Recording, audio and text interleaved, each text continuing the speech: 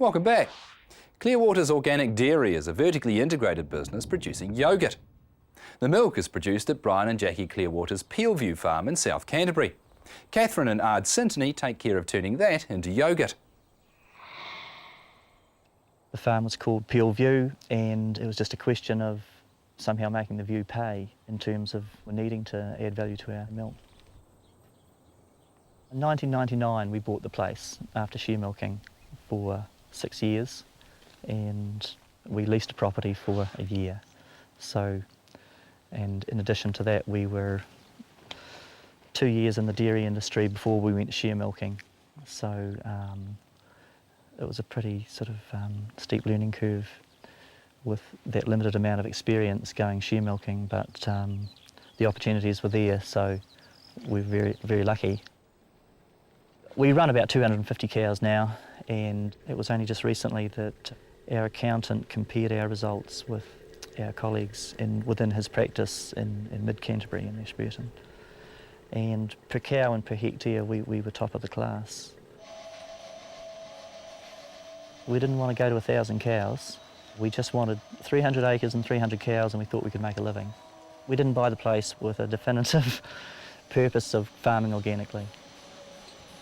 We recognised pretty early on that there was a margin in the yoghurt section of the food industry.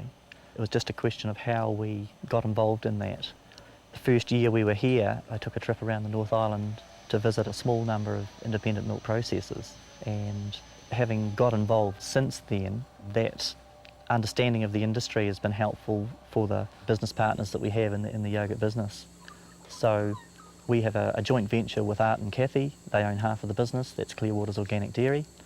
And to kind of make things a little more transparent, we created a marketing company for the distribution and promotion of the yoghurt. So we also own half of that company. We get fresh milk from the cows, so Brian and Jackie, they start the milking in the morning. They plug in the pipe that goes into the factory, so the fresh milk comes straight into the factory and it goes into the tank over here. Once when it's in this vat, we heat the milk up to 90 degrees, so that takes a couple of hours, so there's about 800 or 900 litres in this vat. Gets heated up, and that's effectively the whole process.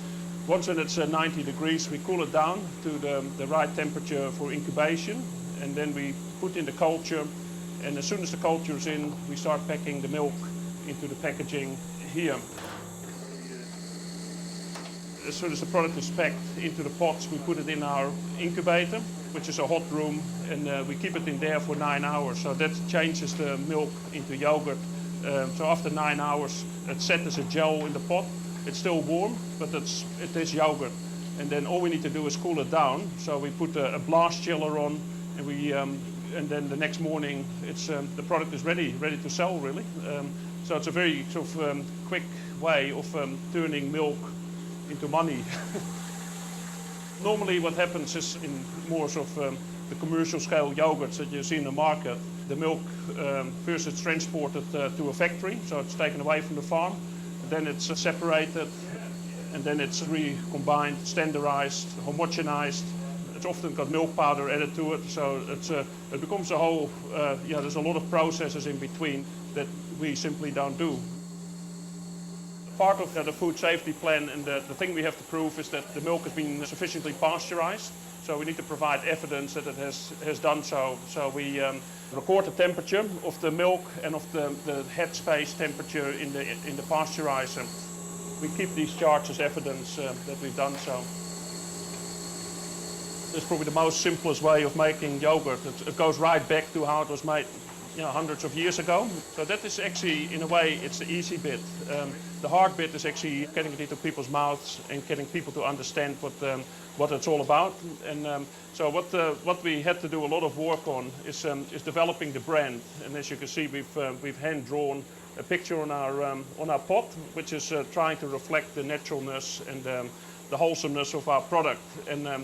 And it took quite a while to figure that out. What is it that people get? Because we don't have a big marketing budget or anything like that. We rely on people understanding what the brand is about. We just need to have continuity of supply for keeping yoghurt on shop shelves, and it's that simple. The farm doesn't really lend itself to winter milk, but so far so good. We had quite a good financial year about 5 years ago, and we took the liberty of DNA testing all our cows, and we use A2 semen, so that we had 30% of our cows A2 then, and we must be about 80% now. So we want to be 100% as fast as we can. At the moment, the yoghurt takes about 10% of our milk, and because we're running more cows and doing more production, it's kind of staying at around that 10% figure. But we can go to 20%, and Fonterra's comfortable with that. But we do want to retain our relationship with Fonterra. We're not busting our neck to move away from them. They've given us a lot of security over the years, and it just spreads the risk. We've tried to keep the operation as simple and as streamlined as we can. The opportunity to turn our surplus milk into cheese is something that we are investigating, and it's compatible with our distribution network and the brand that we've established. So there will be opportunities for cheese, and we have other prospects as well that we're looking into.